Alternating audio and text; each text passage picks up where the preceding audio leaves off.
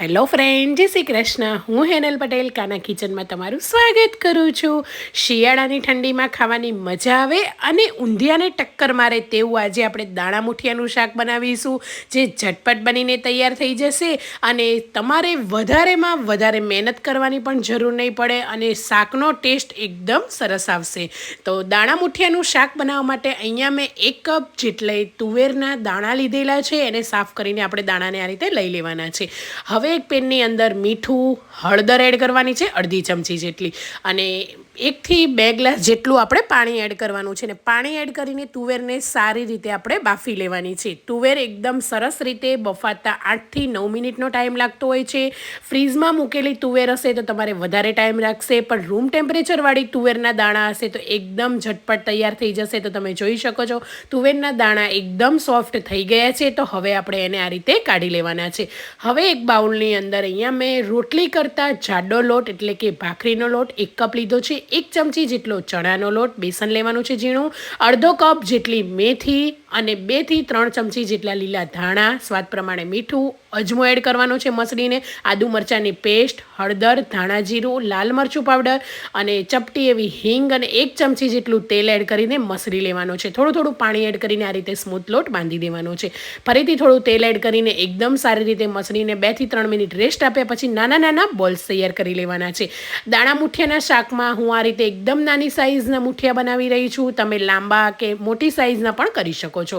હવે આ રીતે મીડિયમ ગેસની ફ્લેમ પર તળી લેવાના છે. અને મુઠિયાની એ જ ખાસિયત હોય છે, જ્યારે તમે તળો ત્યારે એમાં બધા જ આ રીતે ક્રેક્સ આવી જતા હોય છે, જેનાથી મુઠિયા બહારથી ક્રિસ્પી અને અંદરથી સોફ્ટ તૈયાર થઈ જતા હોય છે. તો મુઠિયા આપણા તૈયાર છે. હવે ફરીથી એક પેનની અંદર 2 ચમચી તેલ, જીરું, અડધી ચમચી જેટલી હિંગ એડ કરવાની છે, સૂકા મરચાં, તજ, બાદિયા, લવિંગ એડ કરવાના છે, ને મીઠા લીમડાના પાન અને 1 તમાલપત્ર એડ કરવાનું છે. બધી જ વસ્તુને સારી રીતે સાતળવાની છે. સૂકા મસાલાને તેલમાં સારી રીતે સાતળવાના છે. જેની સ્મેલ આવે પછી જ આપણે આદુ મરચાંની પેસ્ટ એડ કરીશું.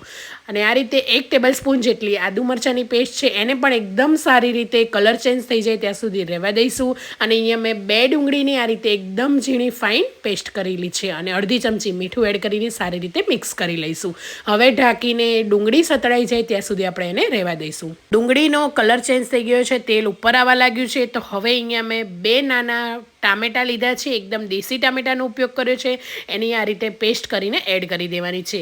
અડધી ચમચી હળદર, 1 મોટી ચમચી ધાણા જીરું પાવડર, અડધી ચમચી જેટલું કાશ્મીરી લાલ મરચું પાવડર, જે જરાય તીખું નથી પણ શાકનો કલર અને લુક સારો આવશે, એડ કરીને મિક્સ કરીને હવે તેલ છૂટું પડે ત્યાં સુધી આપણે શાકને રહેવા દેવાનું છે. તો તમે જોઈ શકો છો 4 થી 5 મિનિટ મીડિયમ ગેસ પર એકદમ સરસ એવું તેલ ઉપર આવી ગયું છે. હવે શાકનું સિક્રેટ ઇન્ગ્રીડિયન્ટ છે 1 ચમચી ચણાનો લોટ.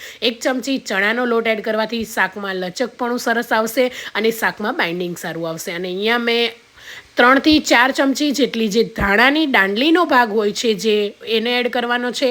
એમાં રસનો ભાગ વધારે પડતો હોય છે, તો એનો ટેસ્ટ, એનો ફ્લેવર એટલો સરસ આવતો હોય છે. તો હોય તો તમારી પાસે જરૂર એડ કરજો. લીલા ધાણા તો આપણે એડ કરતા જ હોઈએ છીએ, પણ દાંડલીનો ભાગ પણ એડ કરજો. 2 કપ ગરમ પાણી એડ કરીને હવે ઉકાળી લઈશું. એ પછી હવે આ રીતે બાફેલી તુવેર એડ કરી દેવાની છે, બનાવેલા મુઠિયા એડ કરી દેવાના છે. બધી જ વસ્તુ એડ કરીને એકદમ સારી રીતે મિક્સ કરી લેવાની છે.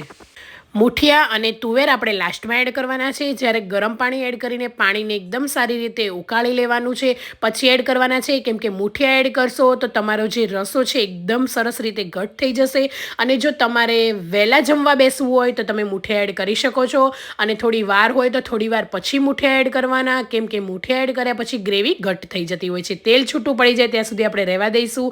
લાસ્ટમાં લીલા સમારેલા ધાણા એડ કરી દેવાના છે. અને શાક તમે જોઈ શકો છો કેટલું ટેસ્ટી અને જોતાં જ મોઢામાં પાણી આવી જાય એટલું સરસ શાક બનીને તૈયાર થઈ ગયું છે.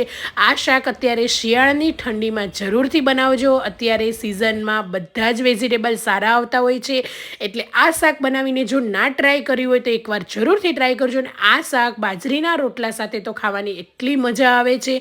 તો આ મારી રેસીપી કેવી લાગી એ પણ જરૂરથી જણાવજો. Thank you for watching.